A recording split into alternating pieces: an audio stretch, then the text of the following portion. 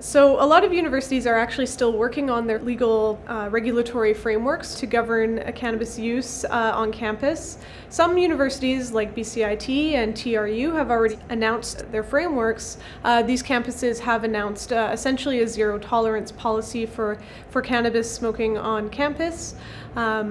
But it remains to be seen what some universities like UBC and SFU will come up with. We do know that UBC has come out with a residence policy, which includes no smoking cannabis in residence or on residence premises, but we don't know yet about things like edibles. So what challenges will universities face when recreational cannabis is legalized? So universities have to grapple with kind of the fact that they oversee this community of young people, a really diverse community of young people. Some of them are going to be younger than the age of legal cannabis consumption, but many of them are going to be 19 and over, and we know that Canadians aged 18 to 24 consume cannabis at the highest rate of Canadians. And so this is really something that universities will need to think about when they make their cannabis policies. Do they want to consider the fact that a lot of their students are likely already using cannabis or will want to try cannabis once it's legal, and do they want to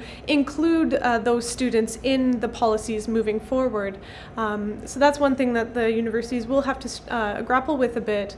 Another thing they'll have to think about is all of the different kind of modes of cannabis consumption. So we have smoking, vaporizing, consuming edibles, there's also oils. So some of these won't be legal in the first round of legalization, but eventually they will be. And these different modes of consumption can create kind of different adverse reactions, different feelings, and including different experiences for non-users who are around them. So for example, smoking might create more of a nuisance to someone who's a cannabis non-user, but taking an edible or vaporizing might not create as much of a nuisance. And so this is kind of the intricacies of this really need to be appreciated by universities when they make their cannabis policies.